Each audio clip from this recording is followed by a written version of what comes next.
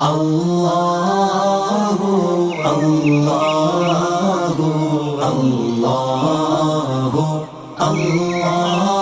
اللہ اللہ۔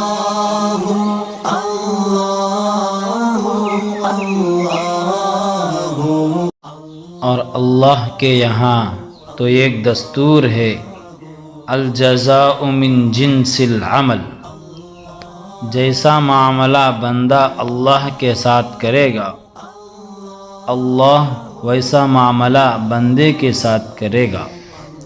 اس کی مثال بنی اسرائیل کو توبہ کے لیے اپنے جسم پہ چھری چلانی پڑتی تھی، چنانچہ جب وہ کہنے لگے کہ ہم توبہ کرنا چاہتے ہیں تو فرمایا کہ اچھا، ہم اوپر سے بادلوں کے ذریعے سے اندھیرا کر دیں گے، فَاقْتُلُوا أَنفُسَكُمْ، تم ذرا اپنے آپ کو مارو، چھریوں سے زخم لگاؤ، تب تمہاری توبہ کو قبول کریں گے۔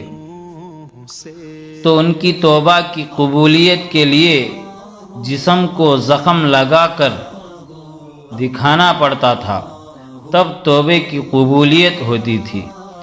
اس امت کے ساتھ اللہ کا معاملہ دیکھو کہ زبان سے بھی بولنے کی ضرورت نہیں ہے، فرمایا الندم توبہ، کہ دل کی ندامت یہی اللہ کے نزدیک توبے کے مانند ہے۔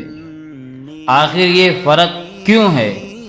تو مفسرین نے اس کا فرق لکھا ہے کہ بنی اسرائیل کے سامنے اللہ تعالیٰ کے ایک پیغمبر علیہ السلام نے اللہ کا تذکرہ کیا تو کہنے لگے لن نؤمن لک حتی نری اللہ جہرا۔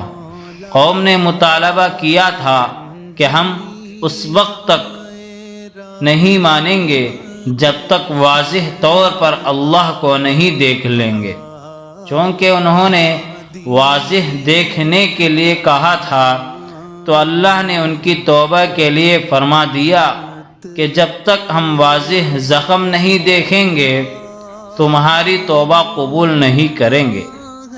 اور اس امت کے ساتھ یہ معاملہ کہ جب نبی صلی اللہ علیہ وسلم نے اس امت کے سامنے اللہ کو پیش کیا تو کوئی دلیل نہیں مانگی۔ صدیق اکبر رضی اللہ تعالیٰ عنہ نے فوراً ایمان قبول کر لیا، چونکہ بدون دلیل کے قبول کر لیا۔ لہٰذا اب اس امت کی توبہ قبول کرنے کے لیے ثبوت کی ضرورت نہیں ہے، بس تمہارے دل میں اگر ندامت آ گئی تو میں جانتا ہوں میں اس پر تمہاری توبہ کو قبول کر لوں گا۔ اور دیکھیے کہ ابرہہ اپنا لشکر لے کر بیت اللہ کو گرانے کے لیے آیا۔ اللہ رب العزت نے چھوٹے چھوٹے پرندوں کو متعین فرما دیا، طیراً ابابیل ترمیہم بحجارہ، انہوں نے چھوٹی چھوٹی کنکریاں پھینکے، لشکر کو انہوں نے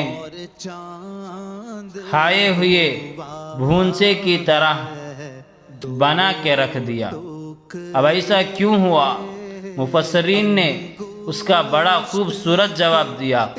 بعض نے تو اس کا یہ جواب دیا کہ دیکھو، ابرہہ جانوروں میں سب سے زیادہ طاقتور جانور ہاتھی ہے، اس کو لے کر آیا تھا۔ تو اللہ رب العزت نے فرمایا کہ اچھا، تم سب سے طاقتور جانور کو لائے ہو تو ہم اس کے مقابلے میں سب سے کمزور جانور کو لے کر آئیں گے۔ چنانچہ ایک کمزور پرندے کے ذریعہ اللہ نے طاقتور کو مروایا، اور یہ اللہ کا دستور ہے کہ چڑیوں سے بعض کو مروا دیتے ہیں۔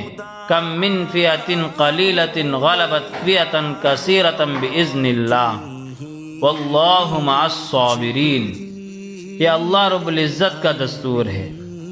لیکن بعض مفسرین نے ایک عجیب تحقیقی جواب لکھا۔ وہ فرماتے ہیں کہ وجہ یہ تھی کہ ابرہہ چلا تھا اللہ کی بنائی ہوئی ترتیب کو الٹنے کی نیت سے کہ بیت اللہ جو عزت والا گھر ہے میں اسے گرا کے ختم کر دوں اور خود اپنا ایک الگ مرکز بناؤں جس کو دنیا میں عزت مل جائے، یعنی جس کی کچھ عزت نہیں اس کو عزت دلانا چاہتا تھا، اور جو عزت والا گھر ہے اس کو مٹانا چاہتا تھا۔ تو اللہ کی بنائی ہوئی ترتیب کو الٹنے کی نیت سے چلا تھا۔ اللہ نے فرمایا اچھا آج ہم بھی اپنی ترتیب الٹتے ہیں، وہ اس طرح کہ ہمیشہ انسان صیاد ہوتا ہے اور پرندے صید ہوتے ہیں۔ آج ہم ترتیب بدل دیتے ہیں، دیکھو انسان صید بنیں گے اور پرندے صیاد بنیں گے۔ ترمیہم بحجارہ، یوسف علیہ السلام کا واقعہ ہے۔ ان کے بھائی اپنے والد کے پاس آئے، ارشاد ہوا وَجَاءُوا أَبَاهُمْ عِشَاءً يَبْكُونَ، کیا لے کے آئے؟ عَلَى قَمِيصِهِ بِدَمٍ كَذِبٍ، یوسف علیہ السلام کی قمیص پر جھوٹا خون لگا کے لائے۔ تو یعقوب علیہ السلام کو جو غم ملا وہ قمیص کو دیکھ کر ملا۔ اب قمیص سبب بن رہا ہے غم کے ملنے کا، مگر یعقوب علیہ السلام کی توجہ اللہ کی طرف رہی۔ اللہ کے سامنے انہوں نے صبر کیا، بالآخر کہا انما اشکو بثی و حزنی الی اللہ۔ تو پھر نتیجہ یہ نکلا کہ جب یوسف علیہ السلام کی ملاقات بھائیوں سے ہوئی تو انہوں نے کہا اذهبوا بقمیصی، کہ میرا قمیص لے کے جاؤ۔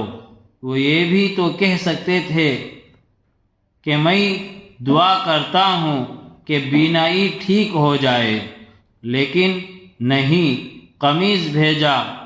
وجہ یہ تھی کہ یہی قمیص ان کے غم کا سبب بنا تھا، اب یہی قمیص ان کے لیے بیٹے کے ملنے کی خوشی کا سبب بنے گا۔ تو یہ دستور ہے کہ جو سبب غم کا ہوگا اگر اللہ کی ذات پر نظر ہوگی تو اللہ اسی میں سے بندے کے لیے خوشی نکال دیں گے، ذلت کے نقشے میں سے عزت نکال دیں گے۔ یہ اللہ رب العزت کے یہاں دستور ہے، جیسا بندے کا یقین ویسا معاملہ۔